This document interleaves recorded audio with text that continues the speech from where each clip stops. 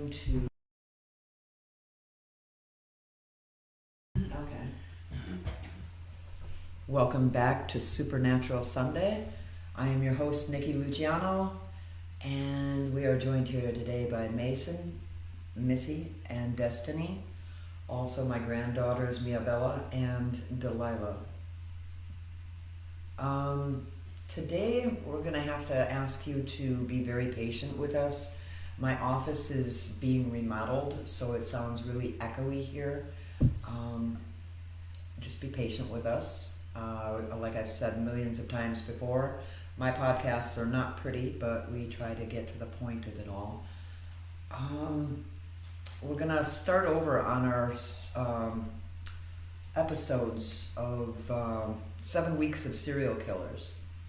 And got to work through all the little bugs and the ins and outs of podcasting. One of these days, I hope we have it down pat, but until then, just bear with us, please.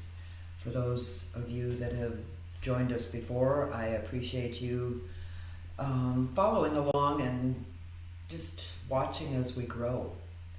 And for those that are new, welcome. Like I said, it's not going to be pretty, but hang in there and we will get the hang of this. Before we get into the 7 weeks of serial killers, I think I'd like to take just a moment here and give a shout out to William Crooks. He got me the results. He sent me a copy of the interview that we did about 3 weeks ago. And the interview went pretty amazingly. He is really good at what he does. He does a great interview.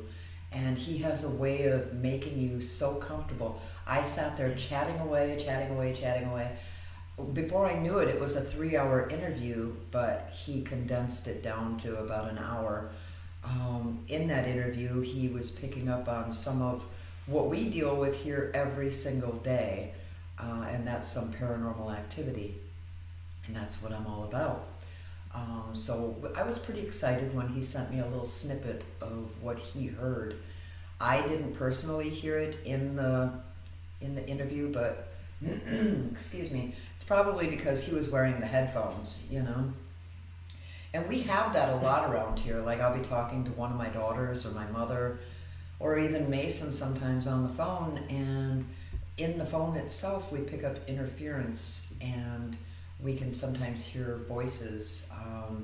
Just the other day I was talking to my daughter Haley on the phone and I heard somebody, I thought it was in her house, saying, "I love you." They repeated it 3 times.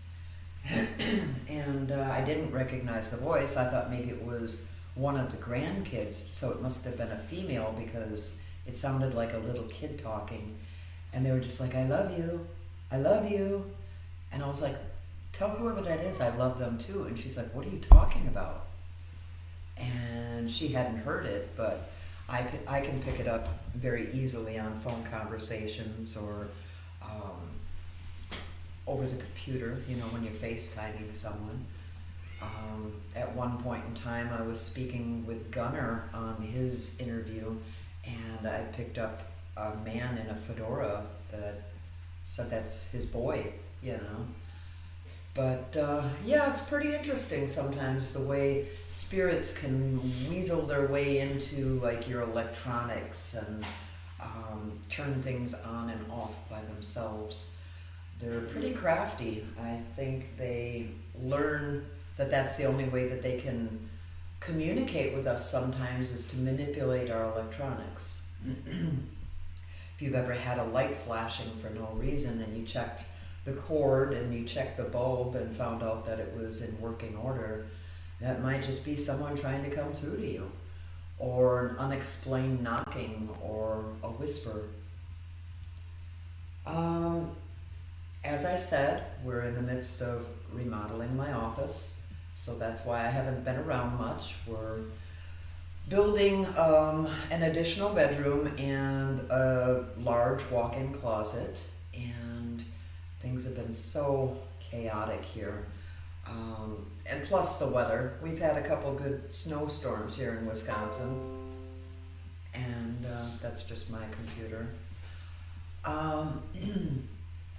Yeah, some pretty good snowstorms here, and the weather has been really crap, and it's on and off and up and down, and I think Mother Nature is going through menopause right now, but yeah, that's about it. And the interview, I was really nervous and anxious to get to hear how that turned out, but Bill is an amazing man, and he always gets it done.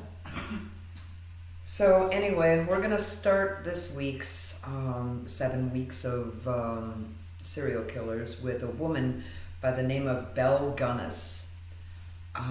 She was called the meat cleaver wielding serial killer of turn of the century Indiana. And I picked Indiana because that's where Bill is from, William Crooks, and I thought it would be kind of interesting. I've done the research on her, but I'm actually going off of an article that I had found on the internet, and it's by a Daniel Rennie, and it was published January 5th, 2022, and they updated it again on March 30th of 2022. And I'm just going to read little snippets of it, and then we're all going to take turns commenting on it and giving our opinion and our point of view on the whole situation. And it says, on a pig farm in LaPorte, Indiana, Belle Gunness killed 2 of her husbands, a handful of single men, and several of her own children before mysteriously disappearing in 1908. To outsiders, Belle Gunness might have looked like a lonely widow who lived in the American Midwest during the late 19th and early 20th centuries. But in reality, she was a serial killer who murdered at least 14 people, and some estimate that she may have killed as many as 40 of her victims. Gunness had a system. After murdering her 2 husbands, the Norwegian-American woman posted ads in the paper looking for men to invest in her farm.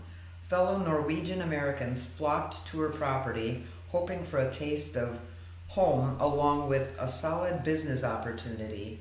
She also posted ads in lovelorn columns to attract wealthy bachelors. In the early 20th century, Belle Gunness killed scores of men for their money. To lure her last victim, Gunness wrote, and I quote, "My heart beats in wild rapture for you. My Andrew, I love you. Come prepared to stay forever." He did, and shortly after he arrived, Gunness killed him and buried his dismembered body in her hog pen alongside other corpses. Although her farmhouse burned down in April 1908, seemingly with her inside, some believe that Gunness slipped away, perhaps to kill again. Can you imagine what kind of woman would, kill her husband and then take out, what do they call those singles ads? Oh, What? okay. She did it to collect life insurance money. Yeah, I know. That's why she killed her kids too. I just don't understand how people can, be so inhumane. They have no regard for human life. It goes on to say, Belle Gunness was born Brynhild Paulsdatter Storset. What a name. On November 11th, 1859, in Selbu, Norway. Little is known about her early life, but for one reason or another, Gunness decided to immigrate from Selbu to Chicago in 1881.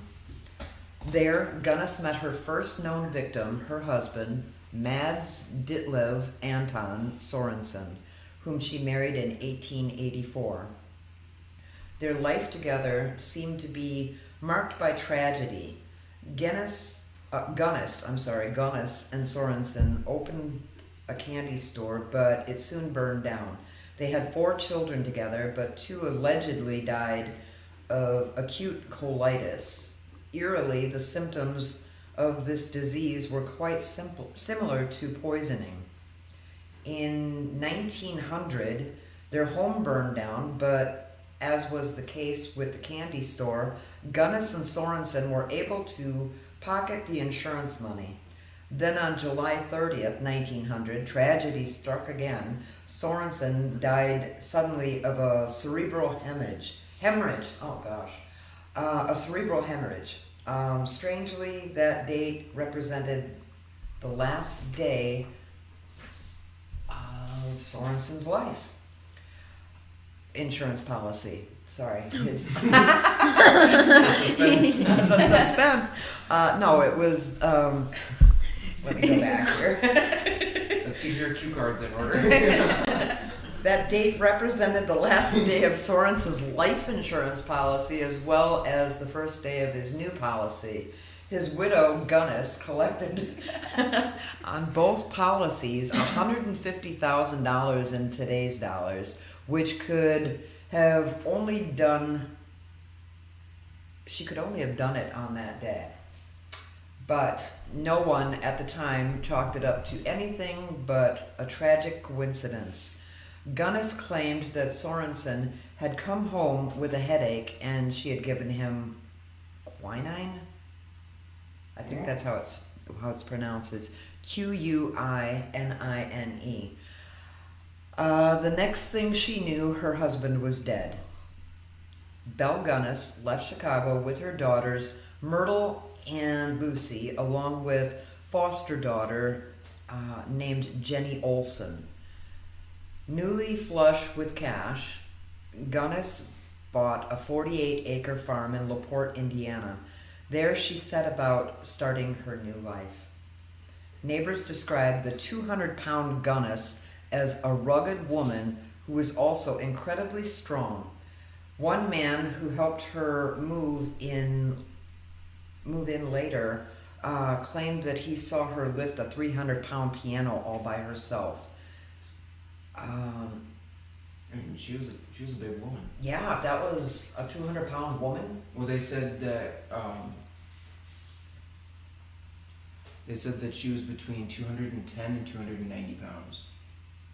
Big gap, but nobody knows exactly how big this woman was. Well, all us ladies know that our weight fluctuates, so. 80 pounds? No, not. That's a human. Not mine. Yeah. I go about 10 pound either way. You know. Same. I'm stuck on this hill. Up or down? I reached the top. Oh. I plateaued. Well, before long, the widowed Gunness was a widow no longer. In April 1902, she married Peter Gunness. Strangely, tragedy seemed to return to Belle Gunness's doorstep yet again. Peter's infant daughter from a previous relationship died. Then Peter also died. Apparently, he had fallen victim to a sausage grinder that fell on his head from a wobbly shelf. The coroner described the incident as a little queer, but believed that it was an accident. Yeah, I picture him sitting there watching, not watching TV, but reading a paper or something, and she snuck up behind him with a meat grinder and just cracked him in the noggin, you know. I mean, the past 2 husbands have died of head injuries. Yeah, exactly. Why did I picture the meat grinder like falling off the shelf and like grinding up his head? No. I guess I didn't. Even she wasn't that twisted, Missy. Oh, my bad. And she did dismember them and then bury them in her yard. Probably with the meat grinder. And then, did you get to Andrew yet? No. Oh, okay. I'll wait. Oh, wait. It says, Gunness dried her tears and collected her husband's life insurance policy. Yeah, I bet. With the paperwork. Blot them tears, honey. Only one person seemed to be catching on to Gunness's habits, her foster daughter, Jenny Olson. And it says, my mama killed my papa, Olson allegedly told her schoolmates. She hit him with a meat cleaver, and then he died. Don't tell a soul. Soon afterward, Olson vanished. her foster mother initially claimed that she'd been sent to school in California, but years later the girl's body would be found in Gunness's hog pen. Wow. I mean, I guess she had no choice. She had to kill her because she found out that she was telling all her little friends. Mm-hmm. And how gullible were people back then? Oh, she's in school in California while you're living in Indiana. I mean, that was a common thing. There wasn't CPS back then. Yeah. That's true. People just shipped off their kids all the time back then. Usually when they were pregnant. Yeah, usually when they were pregnant. All right. And then it says, Belle Gunness lures more victims to their deaths. Maybe Belle Gunness needed money, or maybe she had developed a taste for murder. Either way, the twice-widowed Gunness began posting personal ads in Norwegian language newspapers to find a new companion. One read, personal, comely widow who owns a large farm in one of the finest districts in LaPorte County, Indiana, desires to make the acquaintance of a gentleman equally well provided, with view of joining fortunes. No replies by letter considered unless sender is willing to follow answer with a personal visit. Triflers need not apply. According to Harold Schechter, a true crime author who wrote Hell's Princess, The Mystery of Belle Gunness, Butcher of Men, Gunness knew exactly how to lure her victims onto her farm. Like many psychopaths, she was shrewd in identifying potential victims. Schechter explained, these were lonely Norwegian bachelors, many completely cut off from their families. Gunness beguiled them with promises of down-home Norwegian cooking and painted a very seductive portrait of the kind of life they'd enjoy. But the men who came to her farm would not have a life to enjoy for very long. They arrived with thousands of dollars and then disappeared. One lucky man named George Anderson survived the encounter. Anderson had come to the Gunness farm from Missouri with money and a hopeful heart, but he awoke one night to a terrifying sight. Gunness leaning over his bed as he slept. Anderson was so startled by the expression in Gunness's eyes that he left immediately.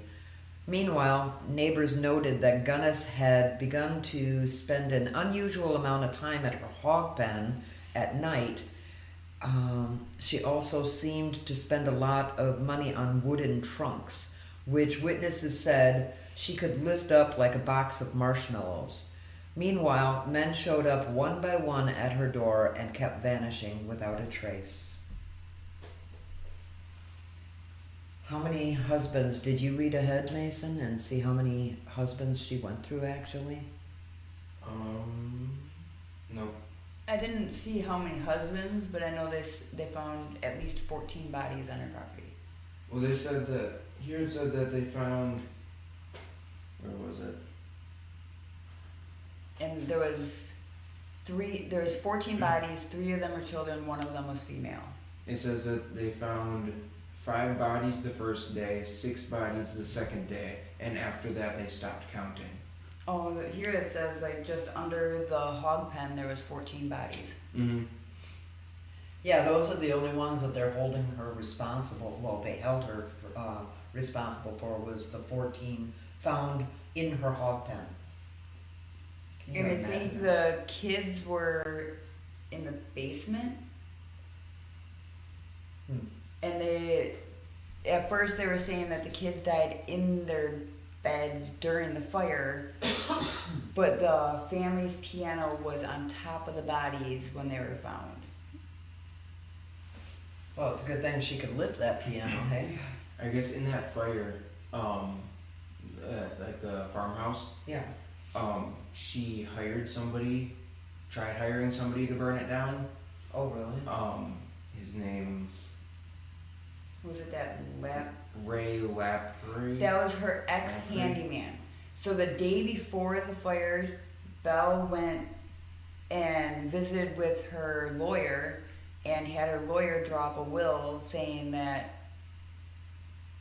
everything that she has is left to the kids. Mhm. And if something happens to her and the kids, that it would be left to an orphanage. Because she was afraid the handyman was going to kill them and start the house on fire. He was the hired hand and on and off lover. Mm-hmm. He was convicted of the arson. Yep. And 4 counts of murder. Mm-hmm. And the woman that they found, who they said was Belle, Yeah. the autopsy shows that that lady, even though she was decapitated, was 5 inches shorter than Belle actually is, and they said about 50 pounds lighter. Yeah, Yeah, they 'cause they touched on that at the end of this article. Well, here they said that body, minus the head and the foot that was cut off, weighed 75 pounds. No way it could be Belle. Belle was a big old girl. Yeah. It's one of Belle's legs, Unless her head weighed like 100 pounds. and then the foot's another 100. Yeah, it's not going to be You her. have to. Okay, I don't want to glorify this woman or any other serial killer in any way, shape, or form, but you kind of gotta give it to the broad because she could, toss these men around, carry them in Literally. wooden trunks like. What happens when you're marshmallows. built like Jason Momoa? Yeah. She's like that sister off of Encanto, one that can like pick up goats over her head and with one hand. The article goes on to say Mrs. Gunness received men visitors all the time. One of her farmhands later told the New York Tribune, a different man came nearly every week to stay at the house. She introduced them as cousins from Kansas, South Dakota, Wisconsin, and from Chicago.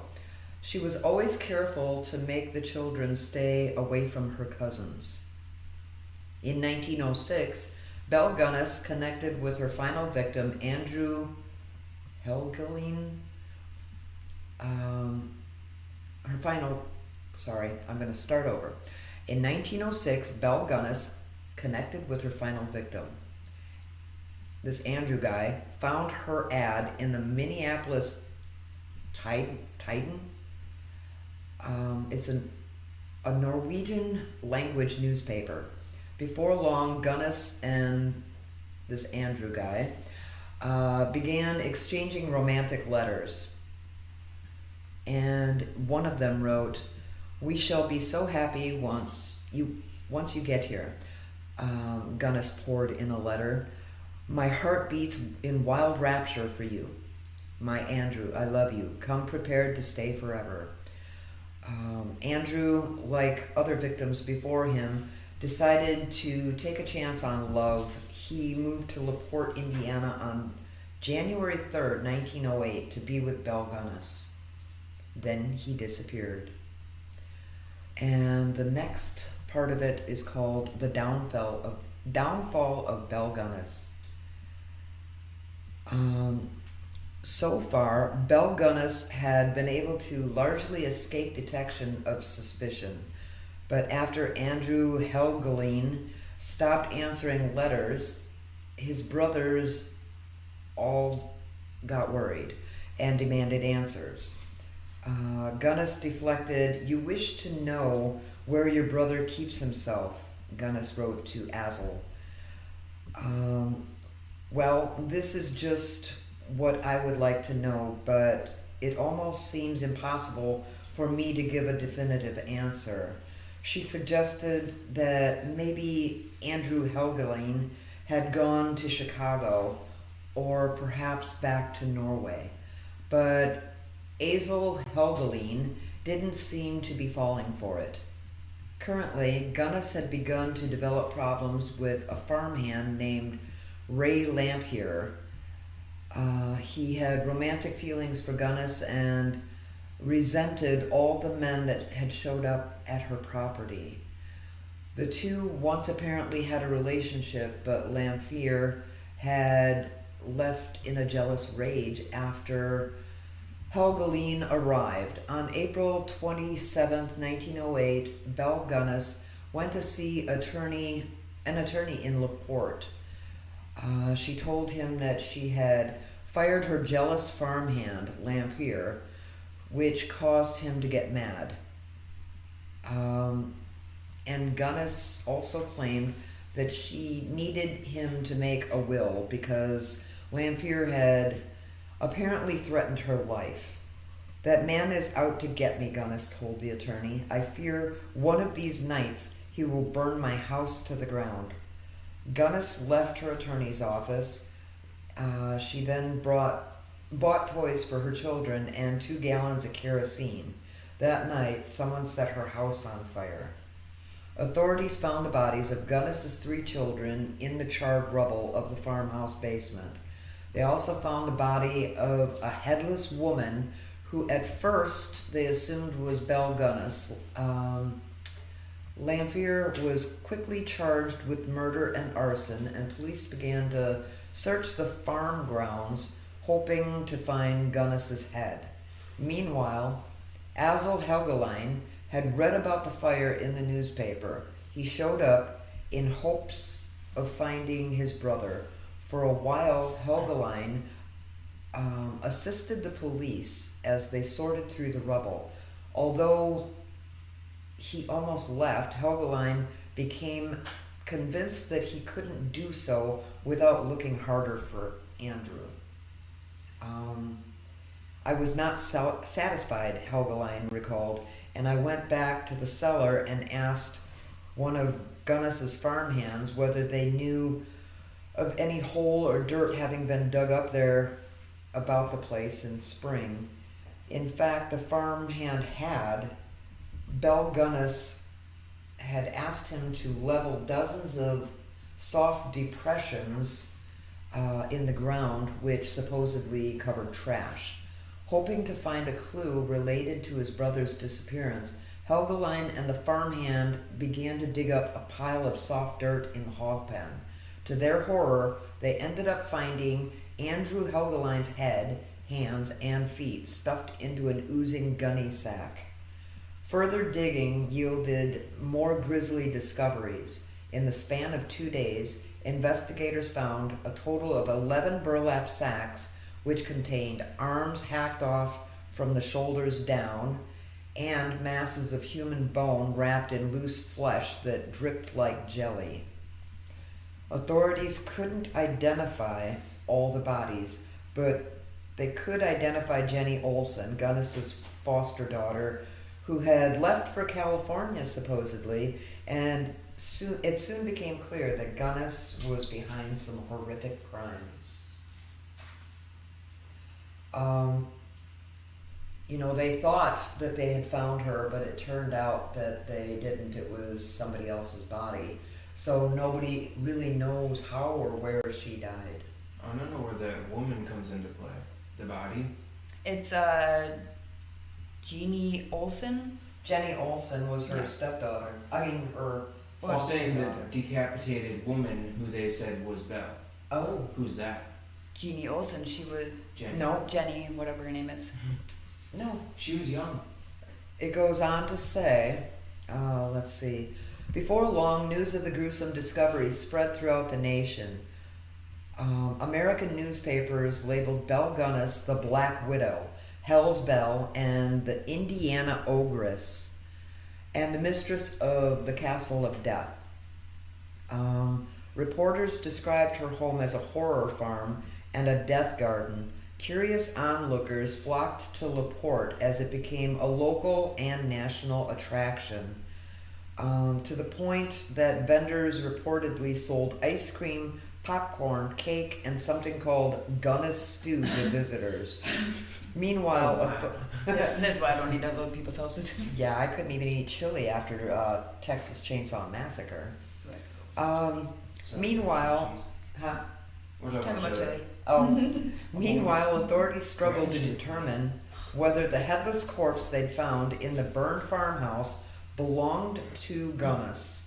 Although the police found a set of teeth along with the ruins, there was still some debate as to whether or not they belonged to Belle Gunness. Teeth but no head? They found out that their Okay, so there was one of the guys that was investigating the fires. Mm-hmm. He was witnessed by several witnesses, pulled the bridge and the gold tooth out of his pocket and planted it, because they even did like a mock fire of somebody with the same bridge, same dental work, put the skull into a fire, burnt it until the bones would crumble, and guess what?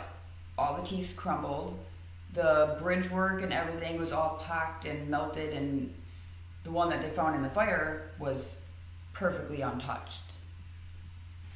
So somebody plant it? Yeah. So he was trying to make it look like Belle did die in the fire, but it was actually here, it says Belle's young ward, Jenny Olson, disappeared in late 1906. When friends asked after her, they were told that she had been sent to, California, whatever. Her body was the second one discovered after digging. Yeah, but they never discovered who the woman that they thought was Gunness was. It says in 2008, DNA tests were performed on the headless corpse in an attempt to compare the DNA in the corpse against a sample from a letter Gunness had sent to one of her victims.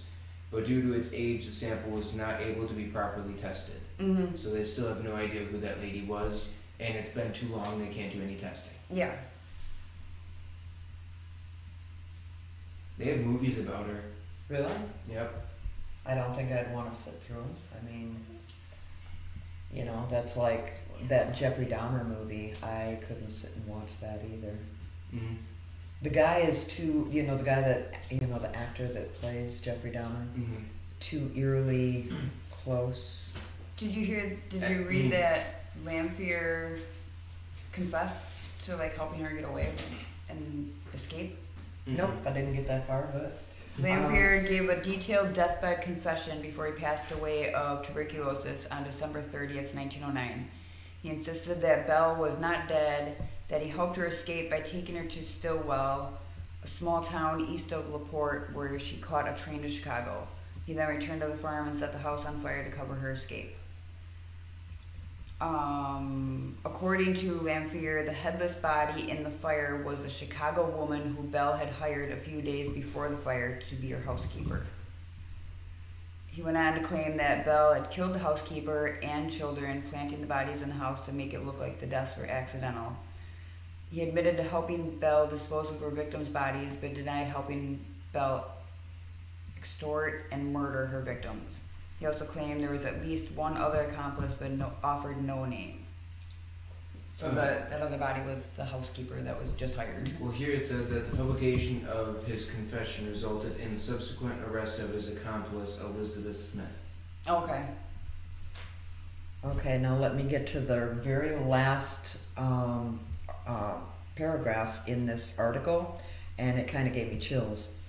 Eerily, in 1931, a woman named Esther Carlson was arrested in Los Angeles for poisoning a Norwegian-American man and attempting to steal his money. She died of tuberculosis while awaiting trial, but many couldn't help but notice that she bore a striking resemblance to Gunness, and even had a photograph of kids who looked a lot like Gunness's children. It remains unconfirmed when and where Belle Gunness actually died. Because it says here that, what was his name? Ray and Elizabeth's, their confessions both give different stories on what happened to Belle. Mm-hmm. Because Ray says that she's alive. Belle said that she's, not Belle. Elizabeth said that Belle is dead. Yeah. Well, this says there was many Belle sightings in the 20-odd years after the fire. They were actually started before people thought she might still be alive. So even before people knew there was a chance that she could be alive, there was even one train worker that called authorities on April 29th, 1908. No, May 8th. And they detained this woman until she could prove her identity. But I mean, if she can go through all this stuff, she can come up with a fake identity, unless they're gonna do a whole DNA testing on this lady. Yeah. She probably stole the headless woman's identity. Yeah, and it says in 1931 in LA, a woman going by the name of, is that what you just talked? That Esther Carlson? Yep. Yeah. And they're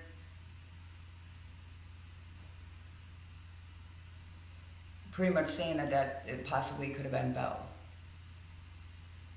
Here it says that in Ray's confession, he says that he killed her, Belle, and her children with an axe, sprinkled the bodies with kerosene, and set fire to them in the house. Oh, and this one, he says that he helped her move the children's bodies to the basement. Of course, it didn't look like Belle needed much help. If she can fling full-grown men around like bags of marshmallows, she could just throw the kids yards, you know. Well, and they're saying like her sister came forward and said that even after they immigrated here, Mm-hmm. that Belle was just so money hungry that it was like scary to see what she would do for money. And she was hired on as like a helper at a house or whatever, and a maid and whatever. Her and her sister, and then she got married, started having kids. Well, she killed off 2 of her kids when they were babies. Wow. And because they're saying there was I forgot what it was, chloritis or something. Colitis. It's just inflammation of the large intestine. And it's just like nausea, diarrhea, pretty much like flu-like symptoms, but They need Pepto. Yeah, but the same symptoms as poisoning. Yeah. So she And it poisoned. happened when her husband left for the day. Yep. And then same with that other husband. It was a week after they got married. His infant daughter died in her care. Mm-hmm. He left for the day.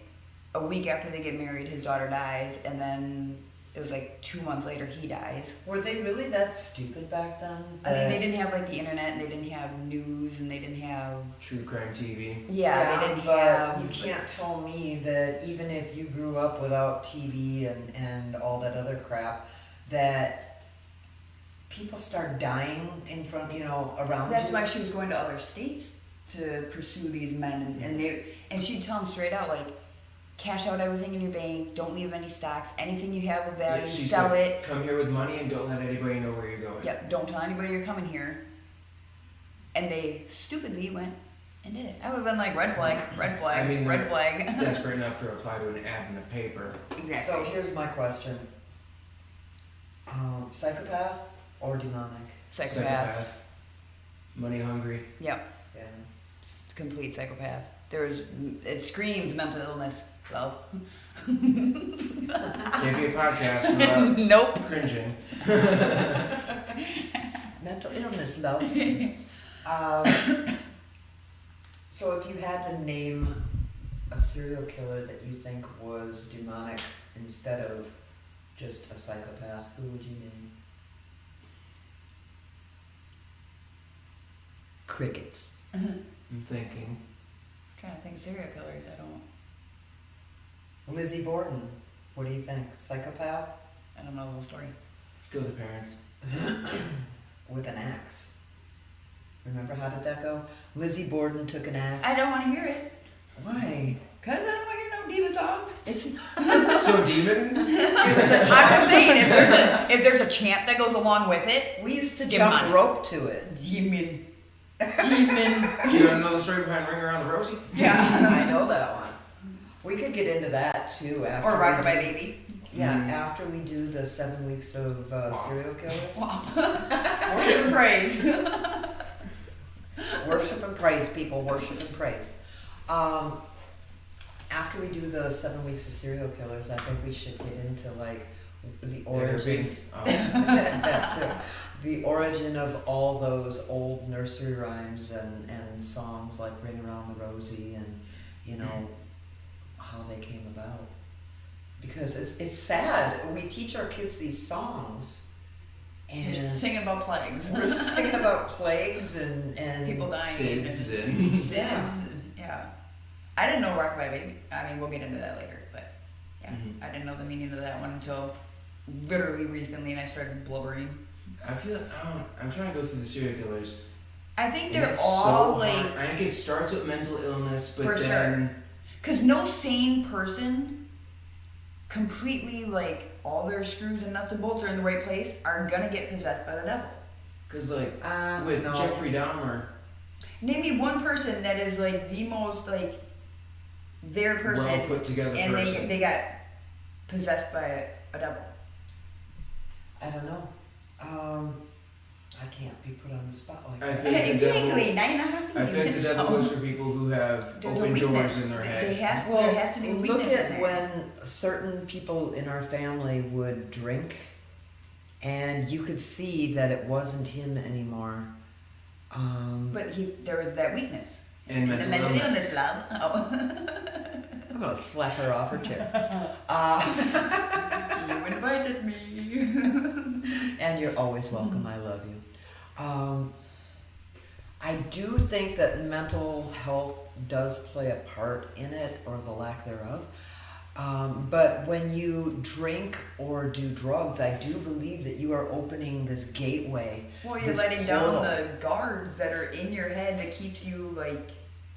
Just like people Right. that can't see ghosts and can't hear ghosts and don't believe in ghosts, that's because they have closed that portion of their mind off, and they're like, no, you're wrong, you're crazy, there's no such thing. I truly believe that. Yeah. I believe that people that are more, I don't know, easygoing and curious. Curiosity killed the cat. It did. Well, I've been curious my whole life about, spirit activity and such. I haven't been curious about it. I've just been surrounded with it. Like it's been a part of. It's like a staple of my childhood. Mm-hmm. It's like paranormal activity. So it's not that I was like curious about it, but it's like I'm the type of person that if something happens, I want answers. Like, why did this happen? Yeah. Who was there? Like, I want. I was a little relieved to hear about ghosts because I always thought that there was somebody who broke into the house when I saw people around the house. Yeah. That's because I really didn't talk about it to you kids when you Well, were what are you growing supposed to up. say? Like, oh, rockabye baby, there's demons all around you. Like, you don't Well, just that's bring it kinda up. That's Like, kind of like what Yaya said, when I went to her in 1993, and Haley was only 3 months old, laying in her crib at the foot of my bed, and I was like freaked out because here this door slams in my face, and I opened the door, ran into the room, grabbed my child, picked her up, and jumped on my bed and called Yaya because the phone was right next to the bed. And I was like asking her, Mom, do you believe in ghosts? And she's like, oh, hell yeah. mm, And I said, have you ever seen one? She goes, me and Grandma have both seen them. yeah. And I was like, well, why did you used to tell me, you were just dreaming. You didn't see a ghost. And she's like, what do you want me to tell you, that they were going to get you? Well, yeah. I mean, just like with Delilah and Maverick, they'll hear stuff and see stuff. Mm-hmm. But now they're to the point where they're like, oh, it's a ghost. I'm like, well, I'm not going to tell them about demons. I just tell them, like, not all ghosts are bad. Mm-hmm. Yeah. Just ignore Watch it. Casper. Yeah, just.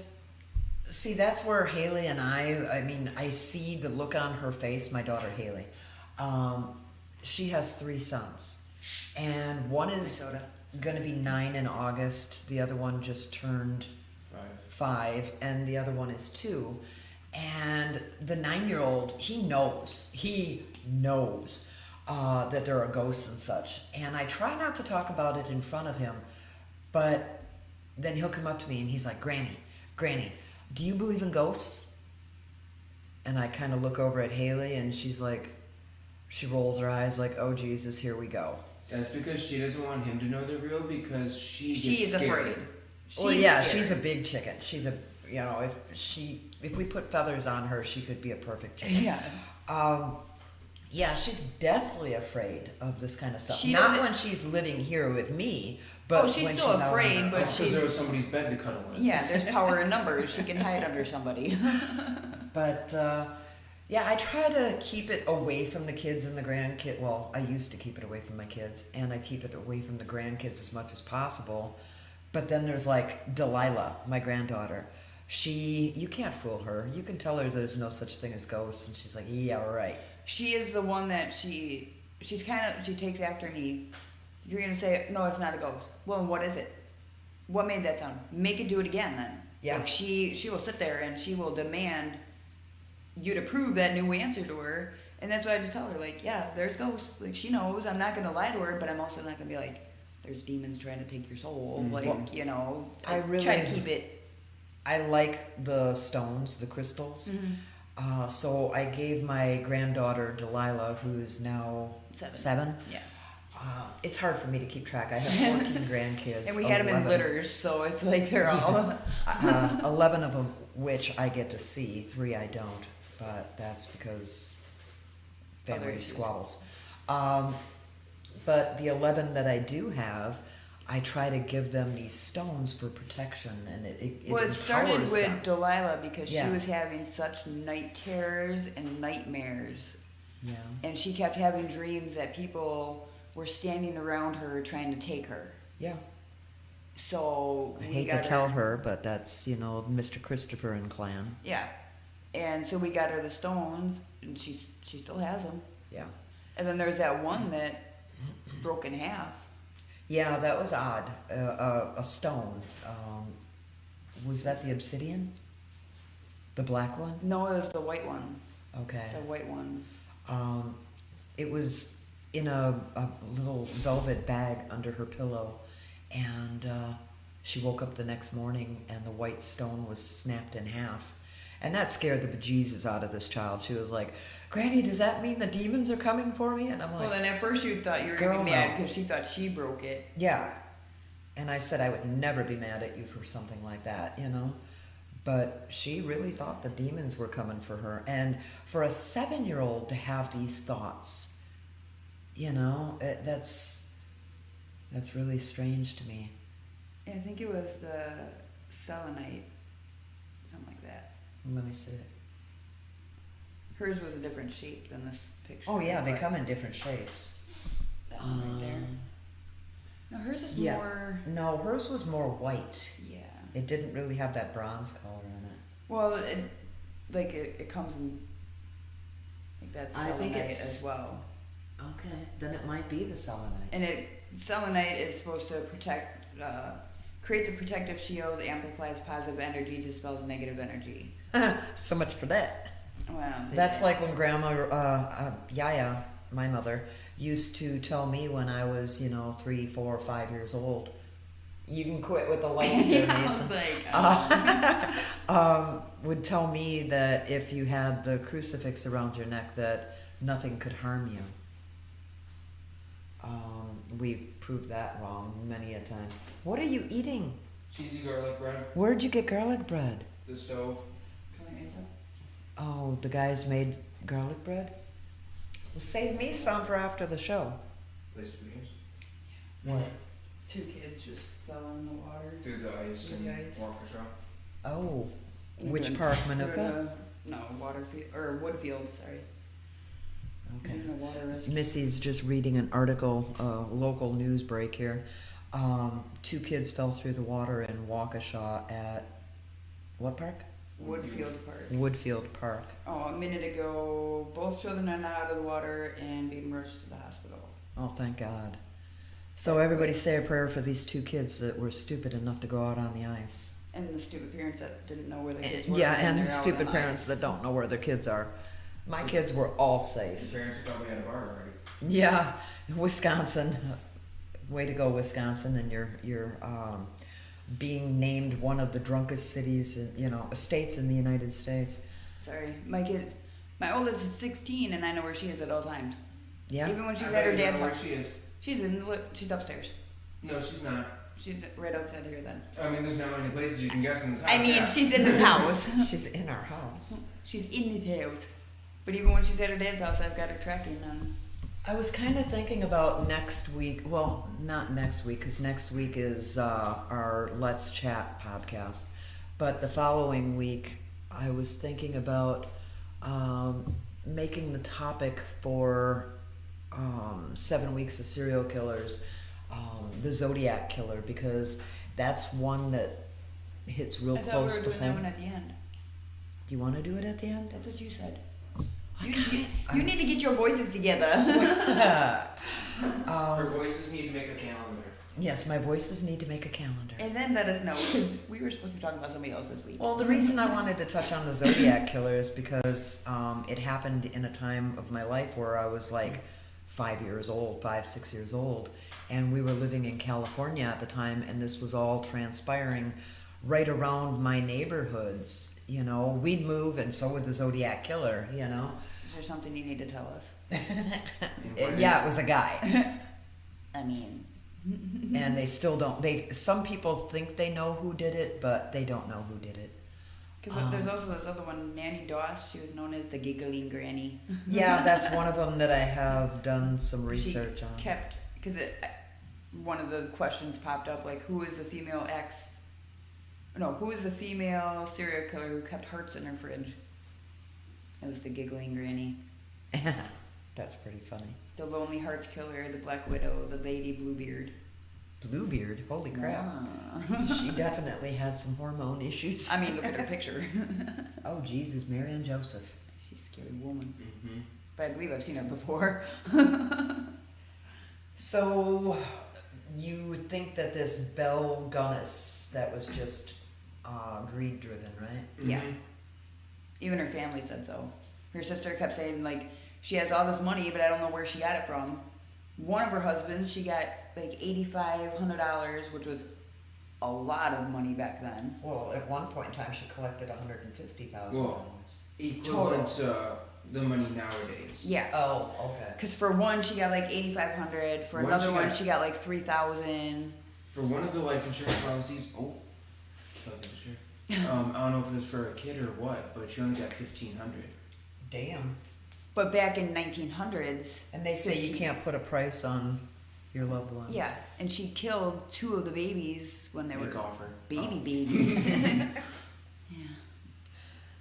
But again, I'd like to repeat myself and say that we by no means, no way, shape, or form condone or want to glorify any of these serial killers. I just want to discuss it and We're you know, bored, okay? and touch base on mental health and the need for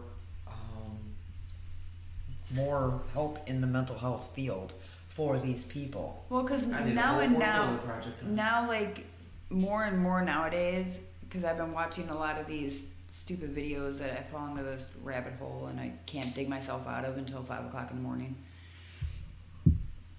A lot of the killers nowadays are saying like, oh, the demons made me do it. The demons made me do it.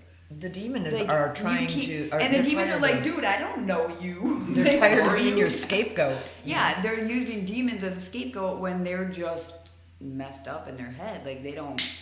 Like this one guy that I was watching this video about last night. He got taken away from his mom when he was 6. Bounced around in the system. Met this family because he went to school with their daughter. They took him in basically like one of their kids. He ended up getting with the daughter. They were engaged, had a kid. They were gonna get married. Well, jealousy flipped a switch in his head. He thought she was cheating on him and whatever, but she's home with the kid all day. He stabbed the mom, stabbed up, pretty much gutted the sister, killed the dad, killed the grandma. What did grandma do? Came downstairs to see what everybody was screaming about. Oh, well, mind your business. I mean, I hear somebody screaming, "I'm out the door, bye, bitch." Yeah, I'm out a window. well, then the one sister, she would have been okay. Mm-hmm. She decided, like, I'm not taking this, because he tried, like, hog tying him, Mm-hmm. like, in the living room and stuff on the chairs. And she decided to fight back and get the knife from him. Well, she got the knife from him, stabbed him. Well, then he got the knife and started just Happening. going to town. Wow. Meanwhile, his daughter, who was under 2, was upstairs in the room sleeping. And his fiance didn't get a scratch. Mm-hmm. Where was she? Screaming in the corner. Oh, okay. Yeah. But Yeah. then, he tries going to court saying, like, oh, The demons were the voices in my head, and the demons. There's 5 There's adults different- in that house, and you guys couldn't He was- overpower him. Attacking them little by little. And then grandma and the dad died in the kitchen. The sister died in the living room where mom was bleeding out too, but she made it.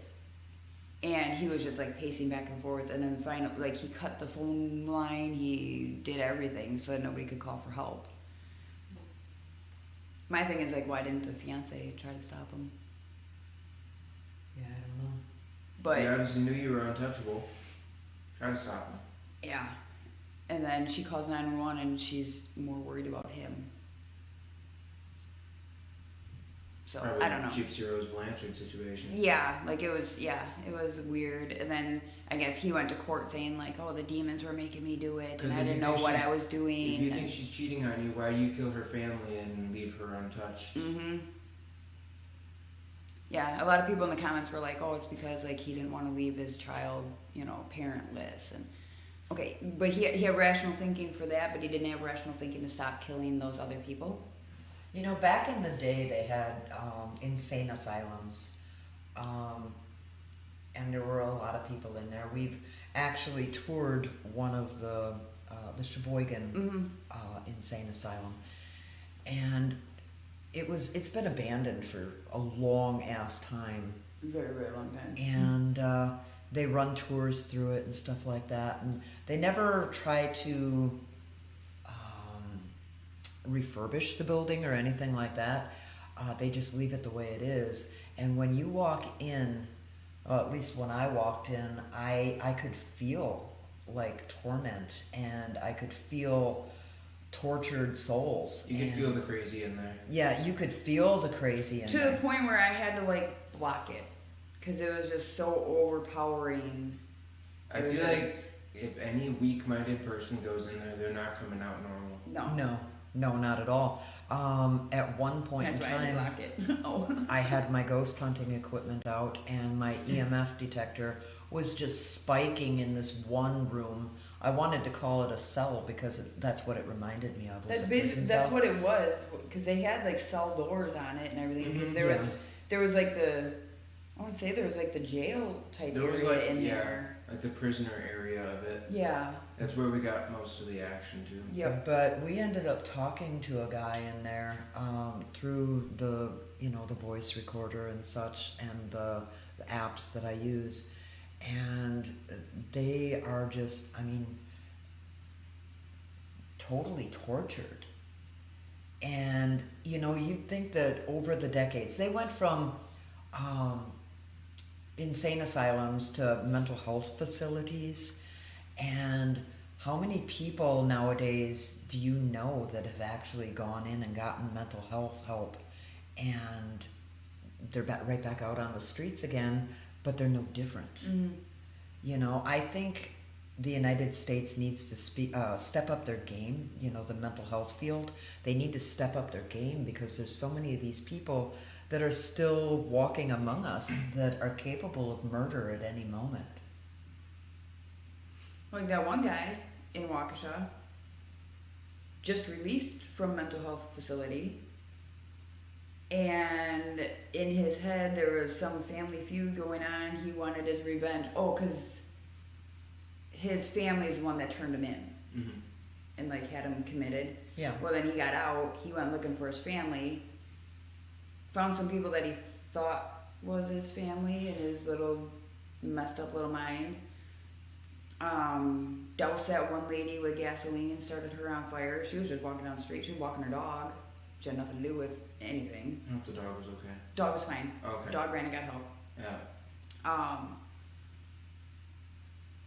Well, look at all these like drive-by shootings and such, just in the neighborhood in Milwaukee where Dad grew up, there have been like 7 drive-by shootings just in like 2 days.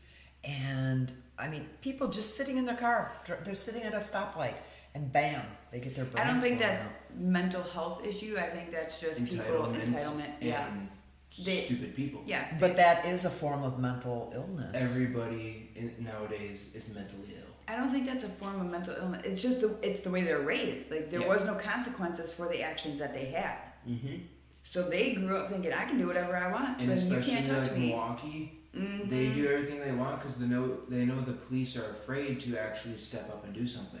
Because Yeah, when they that's do, really then the weird. police get caught under fire. Like, oh, you did that. You handled this wrong. And then another Think riot about starts. this, Yeah. pre-COVID, before all the riots and the people that hate cops started, shooting cops and doing all this other bullshit.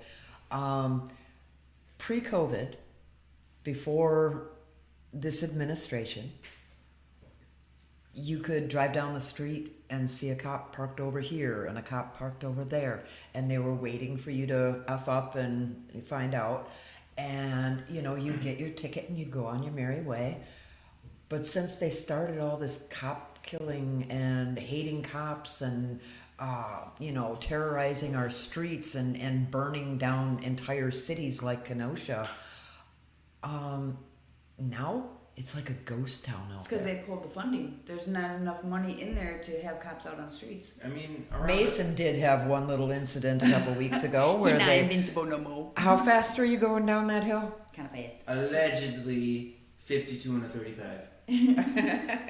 And then didn't check to see. I got a warning. Though. Yeah, you got a warning, and that was very nice. I mean, you didn't have a problem with the cop. He I mean, I didn't got a pull- nice to them and they be nice. Yeah, to he me. didn't pull a gun on you until you get down on the ground, And and even if I would have gotten a ticket, I was in the wrong. Yeah. yeah, I'm not gonna throw a fit at you and give you attitude. I was speeding. I was in the wrong. Yep. yeah. It was your foot on the gas pedal. Yep. Not the That's brake one pedal. thing I I've was always going told. downhill, but like I've whatever. always taught my kids: if you're wrong, admit you're wrong.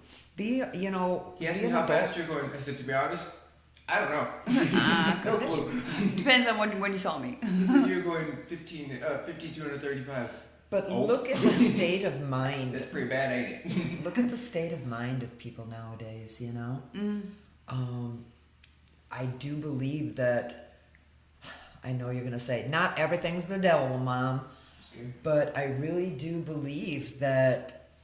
We are so far into the end of times Not far enough. that, the devil is desperate because God only gave Satan, Lucifer, X amount of years on earth.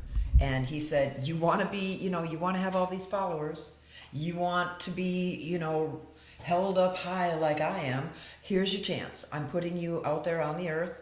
You've got X amount of years. Gather the souls that you can. And Satan is desperate, and he is.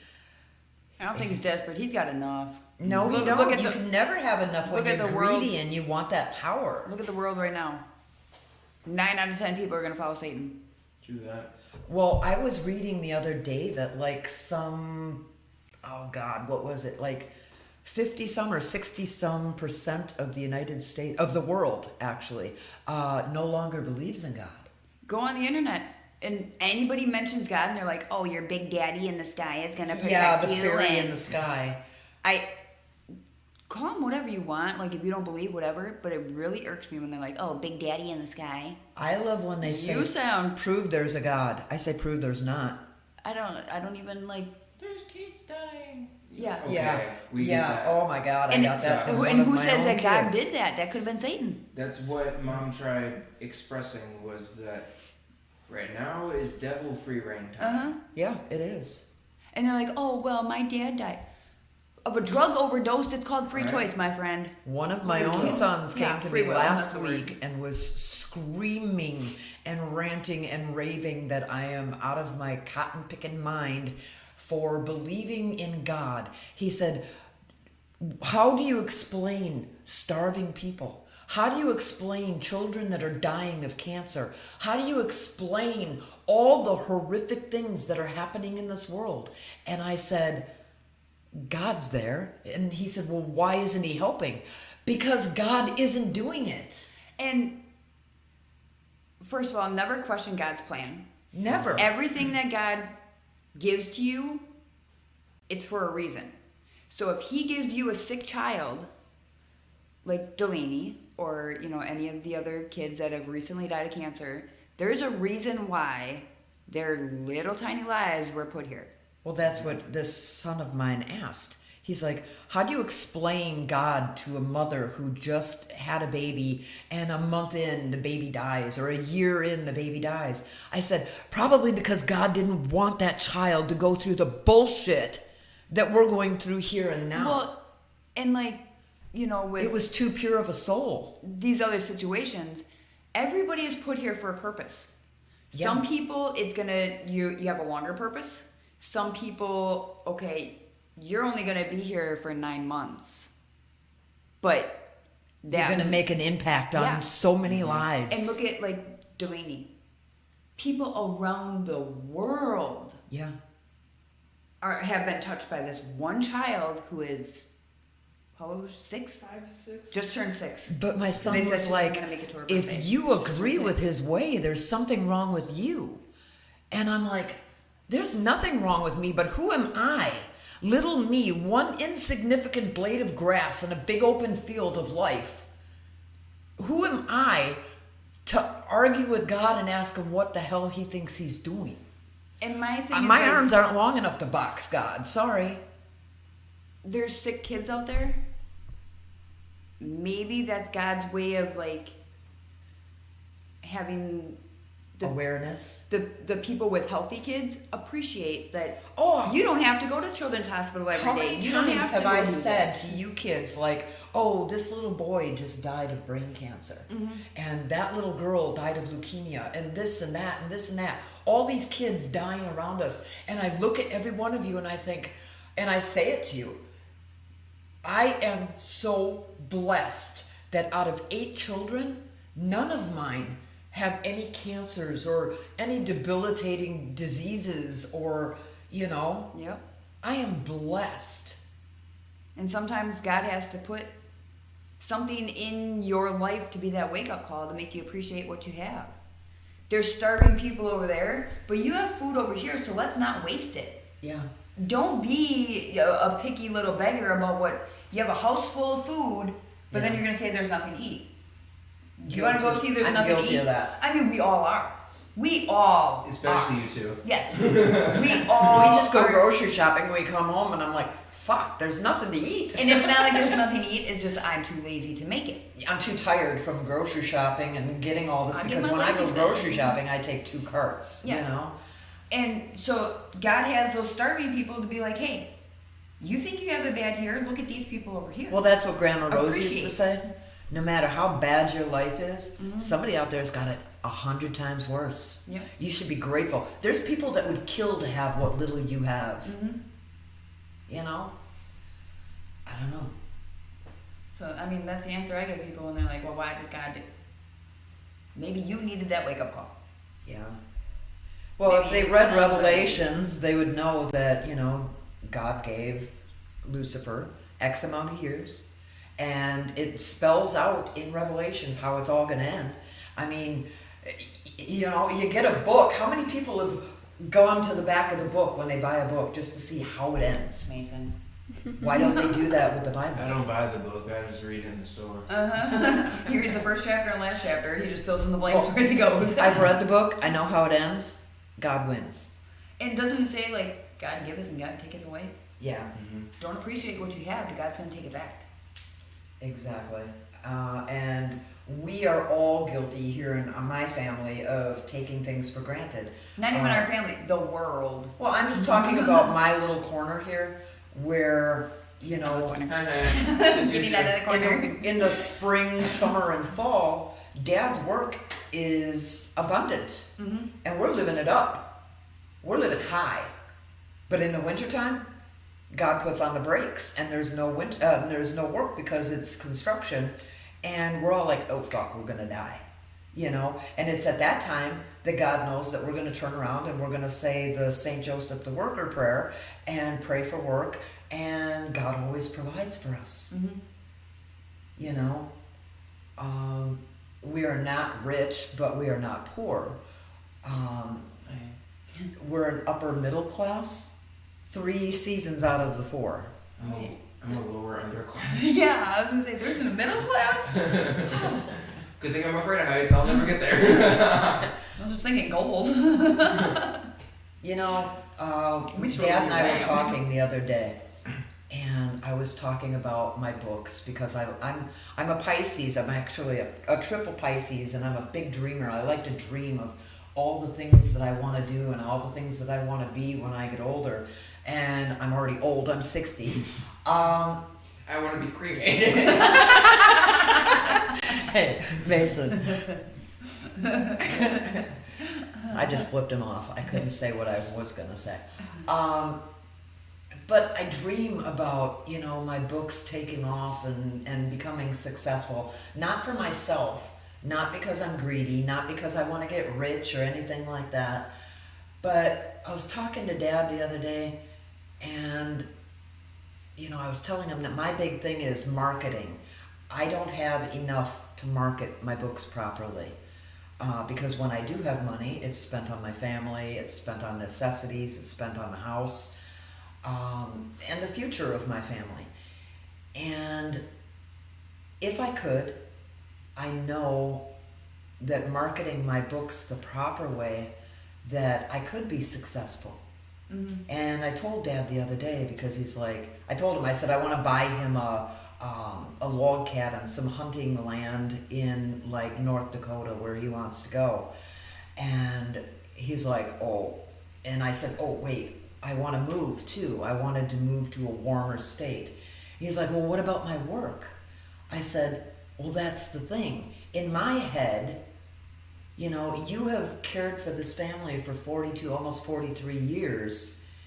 And once I become successful with my books, it's my turn to take care of you, babe. Mm. You know, and it kind of like brought a tear to his eye, like, you know, you'd actually take care of me. But that's what I'd want, you know. I'd want so that he'd never have to work again. Yeah. No idea if that'll ever happen, but a girl can have a dream, right? I hear Mason crunching. Oh, did you see the commercials on TV for that new Scream movie that's coming out? On the news, they've got guys in hooded robes that have the Scream mask on, and they're walking around, and people are like, what the hell's that for, you know? And it's the new Scream movie. Yeah. Now, my dream when I wrote Mr. Christopher Wants to See You was I was going to put out these billboards and these, you know, signs on the wire rack things that you see on the median strips in people's yards, and it's just a black sign with red letters that says Mr. Christopher Wants to See You. And I wanted to bombard the entire tri-state area with these signs and have people freaking out going, what the hell is Mr. Christopher? Who is he? What is this all about? And then launch my books again, you know, relaunch my books. Can we all walk around dressed like nuns? I thought it would be cool if we just had people walking around in these hooded robes and you couldn't see their face, you know, with like the black mesh for the face and the hood over. See, I'm already ready for Halloween. I want to scare the Did you AF out see of the somebody. people for the new Scream movie? That's what Mom was saying, yeah. They're walking around dressed as the Scream person, Yeah. but now they're starting to commit crimes dressed as the Scream person. That was the same with It. The clowns, I'm still scared of that. If I saw a clown, like, no joke, I'd die. When they were doing that, I wanted to go over to your house and Haley's house, and like, you know, the sewer grates out in the front street, I was gonna have a balloon, a red balloon, just bobbing back and forth. I mean, in front of your that's house. not uncommon in Waukesha. I see that a lot, but I think a kid fell down there. I don't know, but you see balloons all over the lured place. down by Pennywise. But no, that'd be really cool to just get all these yard signs and have, you know, just our family members, people that we can trust that aren't going to commit murders or anything like that, to walk around in these hooded robes and just to promote the book. But you're talking probably like 10 grand to come up with these yard signs and the costumes and shit like that. Costume is just a hooded robe. Yeah, Not but that you much. want the meshed face so that they can't, even if they come up and like lift your hood. Don't touch me, I'll slap you. I'm a concealed carry permit holder. Not right now. I'll slap you. I have to renew my permit. What time is it getting to be? 5:34. How long have we been on? Hour 15. Oh, geez, we've really kept these people a long time. I guess we should sign off and I'd like to, well, I'm going to keep talking for a few minutes till Mason comes in here and ends the podcast. Oh, he's in the hallway crunching, eating Fritos. I'd like to thank everybody that took the time to listen to this today, and I hope that we didn't scare you away from future podcasts. Join us next week, Sunday at 4 p.m. Central Time for our next episode of Let's Chat. Until then, I really hope that you all have a wonderful rest of your weekend and a wonderful week. Be nice to each other. Pray for one another. Keep the faith. Spread the word. God is good all the time. This is Nikki Luciano signing off until next week. Good night.